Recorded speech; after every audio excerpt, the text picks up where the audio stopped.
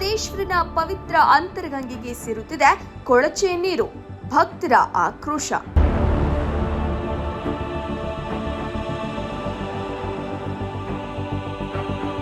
ಕಲ್ಮಶಯುಕ್ತ ನೀರಿನಲ್ಲಿ ಪ್ರತಿದಿನ ಸಾವಿರಾರು ಭಕ್ತರು ಸ್ನಾನ ಮಾಡುತ್ತಿದ್ದಾರೆ.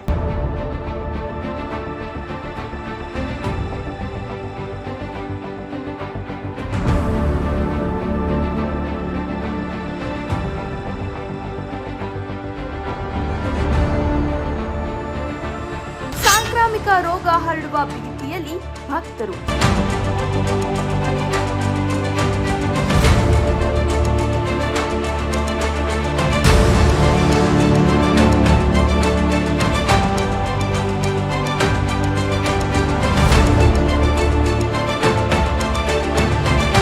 ದೇವಸ್ಥಾನದ ಆಡಳಿತ ಮಂಡಳಿ ಹಾಗೂ ಜನಪ್ರತಿನಿಧಿಗಳ ಮೇಲೆ ಶಾಪ ಹಾಕುತ್ತಿದ್ದಾರೆ ಭಕ್ತರು. ಜನ ಬರ್ತಾರೆ, ಲಕ್ಷಾಂತರ ಜನ ಸ್ನಾನ ಮಾಡ್ತಾವ್ರೆ. ಆದರೆ ಇವ್ರು ಬುಟ್ಟಿನ ನೀರು, ಇದು ಬಾತ್ರೂಮ್ ನೀರು.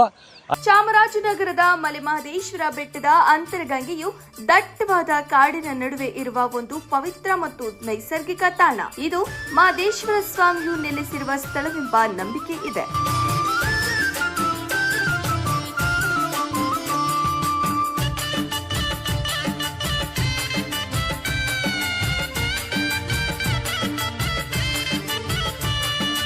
ಬಂಡೆಗಳ ನಡುವಿನಿಂದ ಪ್ರಕೃತಿಯ ಮಡಿಲಲ್ಲಿ ಎಲ್ಲ ಋತುವಿನಲ್ಲೂ ಬತ್ತದೆ ನಿರಂತರವಾಗಿ ಹರಿಯುವ ನೀರನ್ನ ತೀರ್ಥವೆಂದು ಭಕ್ತರು ಶ್ರದ್ಧೆಯಿಂದ ಸ್ವೀಕರಿಸುತ್ತಾರೆ. ಮಹದೇಶ್ವರರು ತಪಸ್ಸು ಮಾಡಿರುವ ಸ್ಥಳದಲ್ಲಿರುವ ಈ ಪವಿತ್ರ ಗಂಗೆಯಲ್ಲಿ ಸ್ನಾನ ಮಾಡಿದ್ರೆ ಪಾಪ ನಾಶವಾಗುವುದೆಂಬ ಪ್ರತೀತಿ ಇದೆ. ಈ ಪುಣ್ಯ ನೀರಿನಲ್ಲಿ ದಿನನಿತ್ಯ ಸಾವಿರಾರು ಭಕ್ತರು ಸ್ನಾನ ಮಾಡ್ತಾರೆ.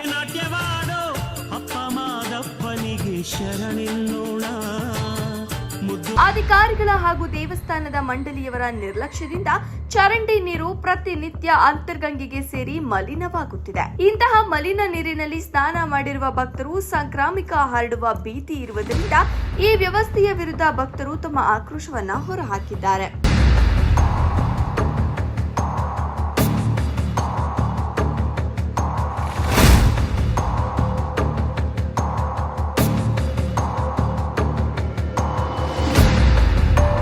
ಈ ಕೂಡಲೇ ಜನಪ್ರತಿನಿಧಿಗಳು ಹಾಗೂ ದೇವಸ್ಥಾನದ ಆಡಳಿತ ಮಂಡಳಿಯವರು ಅಂತರ್ಗಂಗೆ ಮಲಿನ ನೀರು ಸೇರುವುದನ್ನು ತಡೆಗಟ್ಟಿ ಪವಿತ್ರತೆ ಕಾಪಾಡಿಕೊಳ್ಳಬೇಕಾಗಿದೆ. ವರದಿ ಹನೂರು ವೆಂಕಟೇಶ್.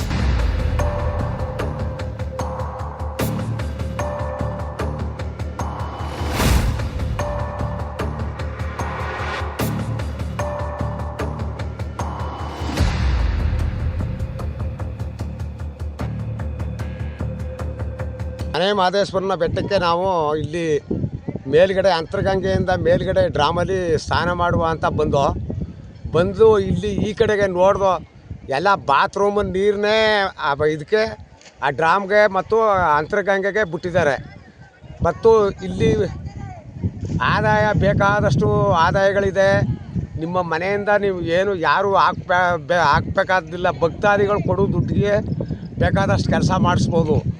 ಮತ್ತು ಸರ್ಕಾರವೇ ಆಗಲಿ ಮತ್ತು ಮಾಡುವ ಭಕ್ತರೇ ಆಗಲಿ ರಾಜಕಾರಣಿಗಳೇ ಆಗಲಿ ಯಾರಾದರೂ ಬಂದು ನಿಂತ್ಕೊಂಡು ಇದನ್ನು ಈ ಅಂತರ್ಗಂಗೆ ಬಗ್ಗೆ ಮತ್ತು ಆ ಡ್ರಾಮನ ಬಗ್ಗೆ ಸ್ವಲ್ಪ ಮನಸ್ಸಿಗೆ ತಕ್ಕಂಡು ನೋಡಿ ಇದು ಮಾಡಿ ಜನಗಳಿಗೆ ಅದು ಇದು ಅಂತ ಈ ಬೇಸಿಗೆ ಕಾಲದಲ್ಲಿ ಕಾರ್ಲ ಗಲಾಟೆಗಳು ಅವು ಇವು ಅಂತ ಇವೆಲ್ಲ ಆಗ್ತವೆ.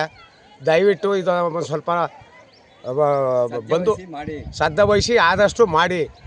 ಬರುವ ಒಟ್ಟು ದೇವಸ್ಥಾನದವರು ಇವ್ರಿಗೂ ಅವ್ರು ಯಾರು ಅಧ್ಯಕ್ಷರುಗಳು ಕೆಲಸ ಮಾಡ್ತಾಯಿಲ್ಲ. ಇಲ್ಲಿ ಬಾತ್ರೂಮ್ ನೀರೆಲ್ಲನೂ ಫುಲ್ಲು ಲಕ್ಷಾಂತರ ಜನ ಬರ್ತಾರೆ, ಲಕ್ಷಾಂತರ ಜನ ಸ್ನಾನ ಮಾಡ್ತಾವ್ರೆ. ಆದರೆ ಇವ್ರು ಬುಟ್ಟಿನ ನೀರು, ಇದು ಬಾತ್ರೂಮ್ ನೀರು. ಆದರೆ ದೇವಸ್ಥಾನದವರು ಏನೂ ಕ್ರಮ ತಗೋತಾ ಇಲ್ಲ. ಅದರಿಂದ ಈಗ ದೇವಸ್ಥಾನದವ್ರಿಗೆ ಕ್ರಮ ತಗೋವಂಗೆ ರೆಡಿ ಮಾಡಿ. ಇಲ್ಲಿ ಕಲ್ಯಾಣಿಗೆ ಅದೇ ನೀರು ಹೋಯ್ತಾ ಇರೋದು. ಇಲ್ಲಿ ಸಾವಿರಾರು ಲಕ್ಷಾಂತರ ಜನ ಇರೋದು ಇಲ್ಲಿ.